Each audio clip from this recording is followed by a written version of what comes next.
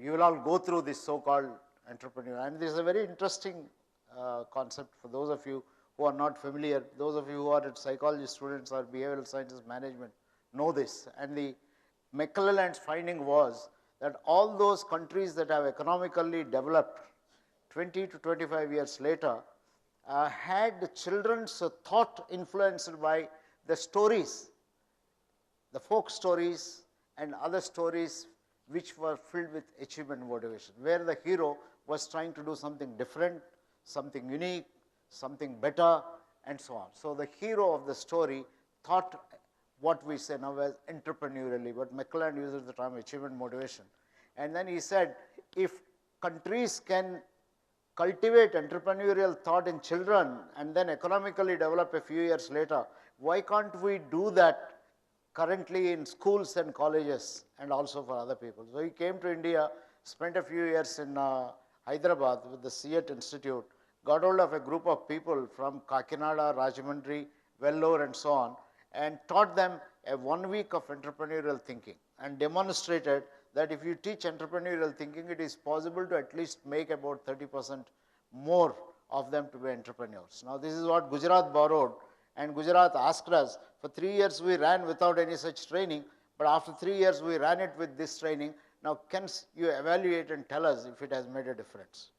Now we created a concept called, because these were all different programs. One program was to make unemployed people employed, another program was to make employed people self-employed and things like that. We said we had to compare all this. So we conceptualized a concept, we called it entrepreneurial movement. So if you are unemployed before the program and after the program, a few months after the program, if you got employed, you have already moved in an entrepreneurial way. You don't need to be self-employed. From unemployment to employment is an entrepreneurial move. From employment to self-employment is also an entrepreneurial move. From self-employment, if you are self-employed, there is no guarantee you will be successful. Self-employment to successful entrepreneurship is also an entrepreneurial move and so on. Now, if you consider this as entrepreneurship, all those institutions, either B schools or engineering colleges who are trying to improve the placement levels, the salary levels at the time of placement, because they compete with each other in terms of saying what is the CTC that was offered, average CTC this year and so on. I think you are also trying to do the same thing. You are trying to create an entrepreneurial movement, and for that you do a whole lot of things. You change the curriculum, you talk to people, you create new opportunities, and nowadays I think you also have HR conclaves and things of that kind to attract people and so on. So all these are entrepreneurial movements, are meant to be entrepreneurship. If we picture this way, all education in my view is nothing but entrepreneurship. The only thing is that are we doing enough? Can we be better entrepreneurs? Now it is in this context I have chosen to share a little bit about a book I have written, in which I think this is the latest book that I had after I wrote another book called Managers Who Make a Difference for the IIM Golden Jubilee year in the year 2010. I started asking a question, what makes people effective? I searched quite a bit, and finally I came up with this very simple definition. An effective person is one who recognizes the talent inside. All of us are born talented, and we all believe in this. We'll have to discover the talent. Makes effort to discover the talent and uses it for making the difference in the lives of others. Uses it for making difference in the lives of others. So if you are talented, that's not enough.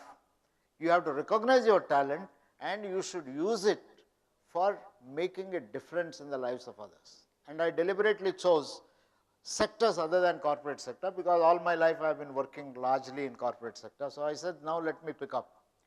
A doctor who does his job in order to treat a patient is an effective doctor. But if a doctor does his job in order to collect the money only, if the primary purpose is collecting money, then you are not an effective doctor. A teacher who teaches to bring change in the student is an effective teacher. But if he teaches to collect the salary at the end of the month, then such teachers keep on negotiating. Why 30 hours? Why not 15 hours teaching only? Why professors should teach only 6 hours? whereas lecturers should teach 24 hours and things of that kind, negotiate. I mean, these are the people who are not interested in teaching, but they are interested in terms of shortcuts, and they are not entrepreneurs. These are not effective teachers. Similarly, they are not effective doctors. So I picked up effectiveness in about half a dozen different fields. I started asking myself this question, including, I think, in films. What makes a film actor an effective actor? What makes a social worker an effective social worker? What makes a doctor an effective doctor? What makes a professor an effective professor? I'll start with professors, and from among the professors, I found some very, very interesting cases. Now, naturally, I had to bank on my own kind of an experience. I'm sure some of you have heard of wonderful work that has been done by a professor at IIM Ahmedabad, Anil Gupta. Just this morning, there was a very interesting article in Ahmedabad newspapers that every year for 3 full days, there is a Sattvic food festival. He gets people from all over the country and organizes a Sattvic food festival. Gives an opportunity from across the country to come for farmers to exhibit their product and then make food and make people. That used to be held so far in IIM campus. Now, Srishti has created many wonderful things. About 25 years ago, he created a magazine called Honeybee Network. And this Honeybee Network takes indigenous innovations from rural areas, documents it, and sends across to thousands and thousands of people across the world in about 40 to 50 countries and so on. I think Government of India at some point of time recognized him and then gave him also Padma Shri. So Dr. Anil Gupta is a professor. He teaches at IIM. To me, he is an entrepreneur, great entrepreneur, and IIM facilitates this. Another professor, couple of professors, I have covered this in this book, by name one Jagdeep Chokar. I am sure most of you know Jagdeep Chokar, and Trilochan Shastri. Trilochan Shastri taught for some time in IIM Ahmedabad and then in IIM Bangalore, and Jagdeep Chokar taught, and towards the end of his, during the time of his retirement, when he was about to retire, he enrolled himself as a student of law, and he did his law. And later on, both Trilochan Shastri and Jagdeep Chokar started this Forum for Democratic Reforms. You will find him most of the time on TV and keep on. I think their mission is get honesty into the political kind of a system, get politicians to declare their assets, and also if they have criminal cases, not to let them to contest elections. And they have been struggling hard. I think some battles they have won and so on. To me, this is entrepreneurship, academic entrepreneurship, because being a professor, using academic institution as a platform to bring change in the society, not only teaching. And once I asked Trilochan Shastri, "Bhai, ye sab kar rahe ho, but how is it going to help you? How is it helping you in teaching? Do you take any of this to the classroom?" Then he showed me how he uses all this in teaching models. He is a professor of production and quantitative methods, statistical models.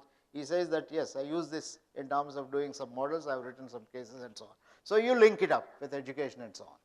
And coming outside IIM context, I am sure some of you heard of somebody like Shanta Sinha from Hyderabad, who I think she used to teach political science and public administration.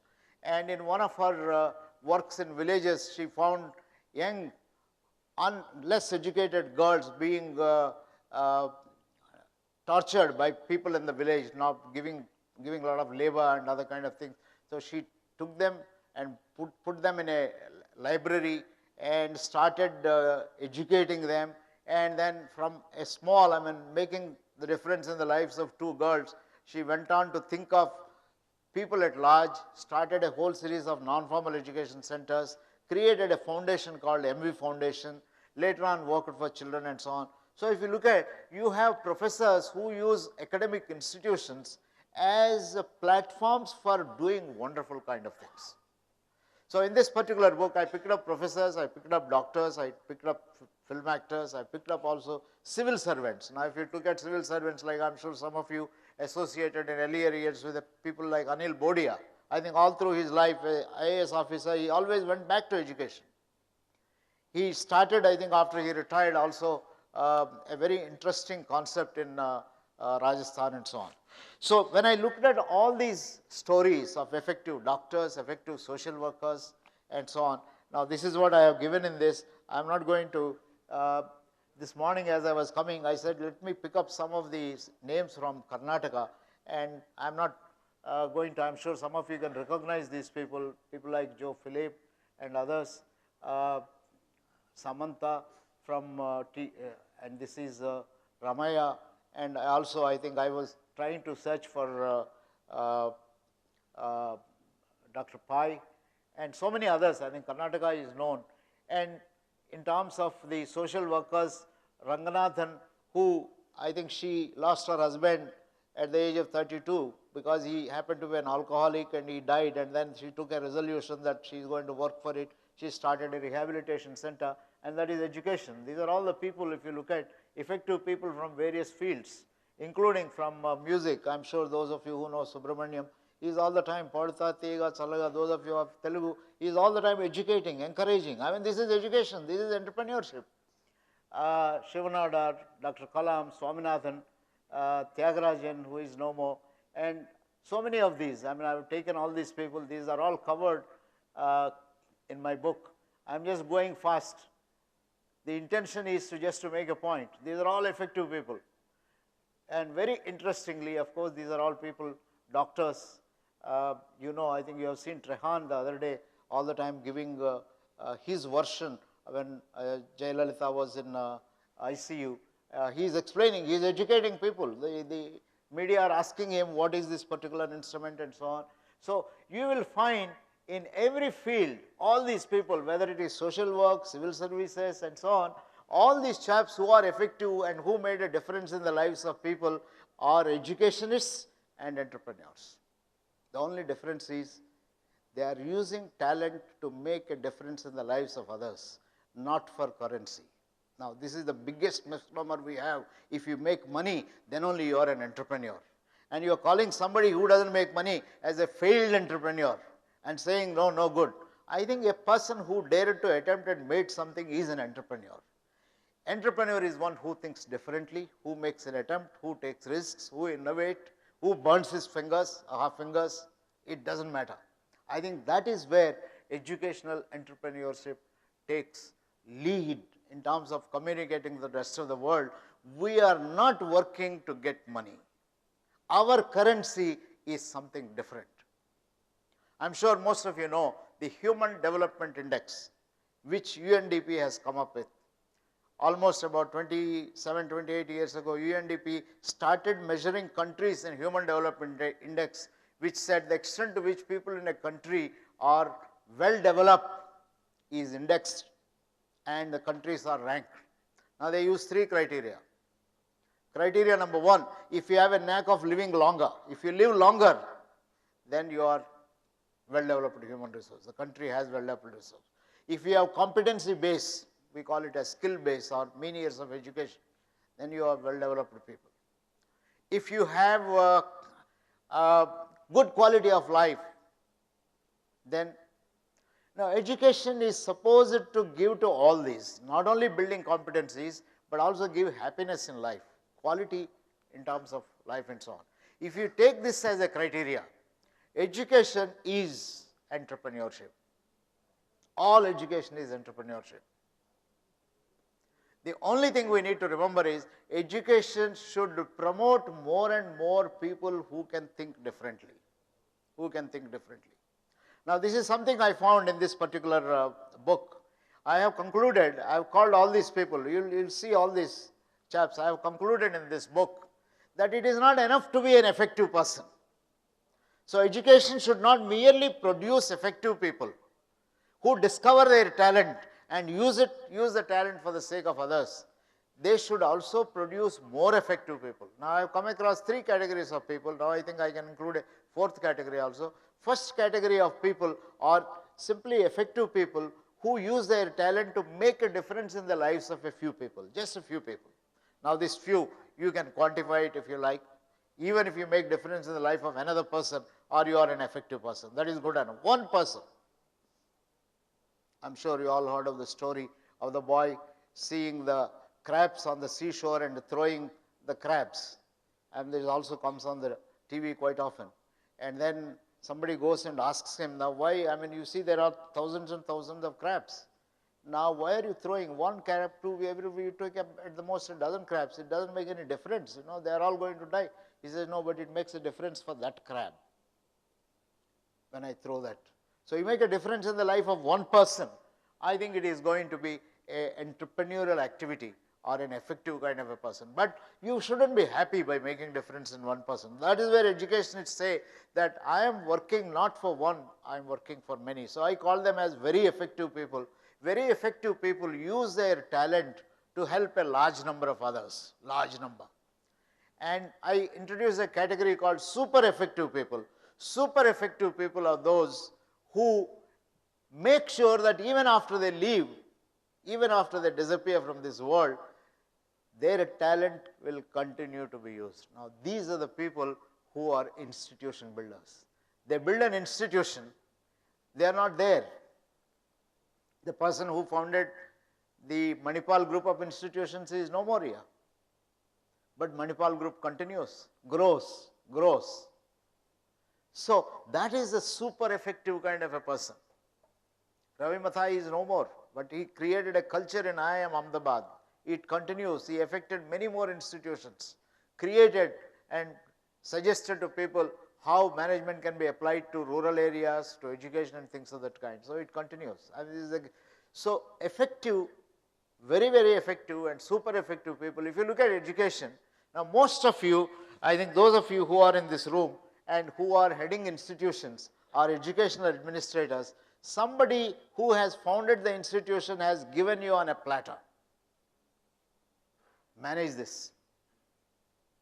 What a great opportunity we all got to promote and create more and more effective people, more and more entrepreneurs. So we should not think entrepreneurship is only making money. Entrepreneurship is creating capabilities. Entrepreneurship is making people innovative. Entrepreneurship is making people to think differently. And entrepreneurship is creating people who can make difference in the lives of others so that we can create a happy society. I'm sure most of you have heard recent studies in management. They compared billionaires who made billions and billions of money and asked them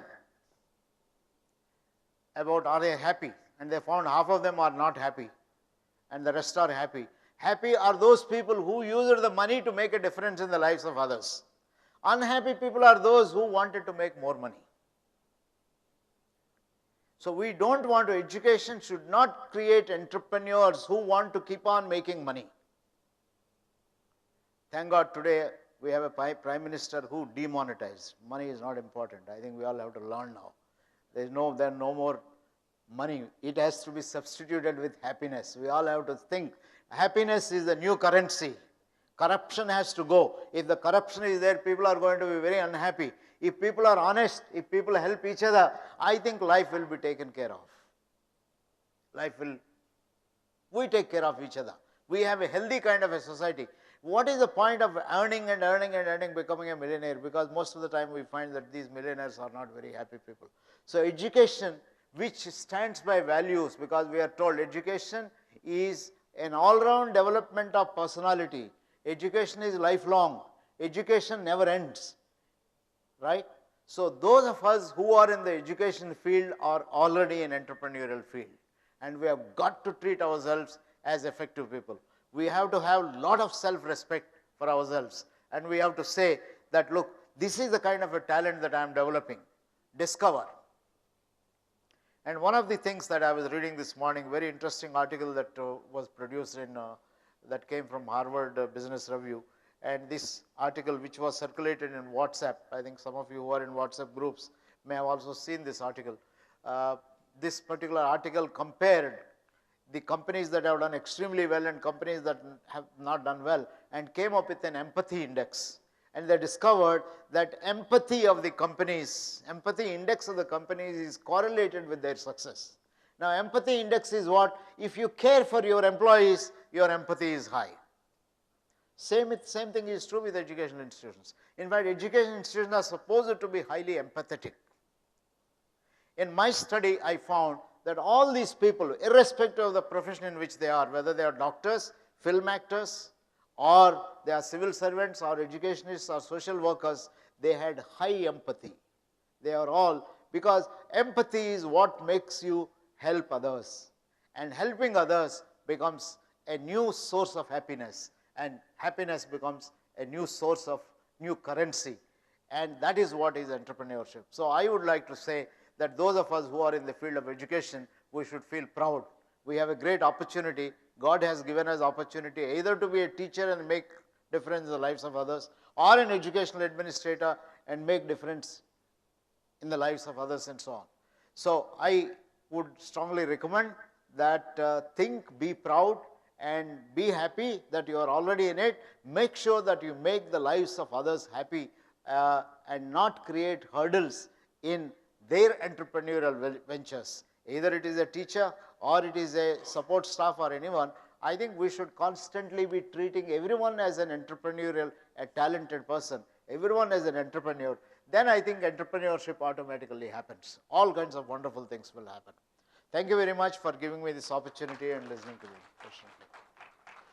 Those of you who are interested, I think this book, Effective People, is available. In fact, we got a few copies. If some of you contact us, we may be able to pass on a few of these to you. This book gives the lives of all these people, and should be a good source of inspiration for all of you. Thank you. Thank you, National HRD Network, Bangalore chapter, for giving me this opportunity. Enlightening perspective on entrepreneurship. I had never thought of it that way personally. I'm sure it was quite enlightening to the others as well. So we will move on to the last leg of today's event. I call on the director of Bellinker, Mr. Anil Rao, Dr. Anil Rao, for the vote of thanks. Thank you, Srividya. Dear friends, it has been a great day, a marathon. I'm sure all of you must have got a lot of inputs in this Edupreneur workshop on transition from predictability to disruptive changes. I'm here to propose vote of thanks. First of all, I would definitely want to thank NHRD for giving this platform to, for Edupreneur workshop, and absolutely abled by leadership of our own alternative director, alternative president of EPSI, Dr. Chaturvedi, and the team who took forward this particular opportunity with NHRD, and in a collaborative effort, put this whole perspective of entrepreneurship workshop. I'm first of all thankful to NHRD, EPSI for a wonderful effort. Can we put all the hands together to applaud both of them to get to this particular initiative? I'm very thankful to all the speakers.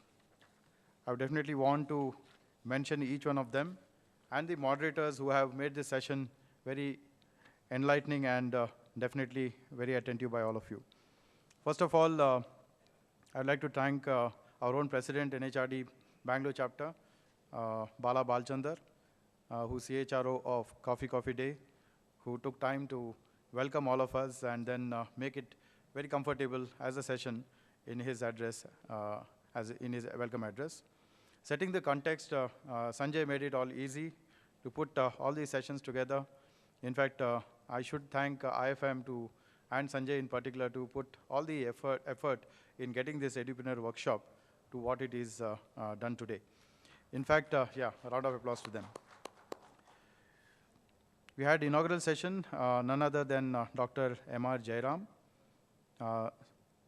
He is also the Senior Vice President of EPSI, Chancellor of M.S. Ramaiah University of Applied Sciences. He spoke on the new education policy implications for private sector. He did pull an alarm bell and sounded all of us that we should be together. Then we had a wonderful session by Professor William Kusar, who is Deputy Dean, University of Chicago Booth School from Hong Kong. A wonderful interactive, I think a very insightful session where he spoke about how industry and academic institutions like us should collaborate, and what is in for all of us if we do collaborate in a better way. And some good best practices, he did talk about London Business School, he spoke about Chicago Booth School, and also Harvard, how the balance between the admissions, the fee from admissions, and how industry interaction gets to various endowments, various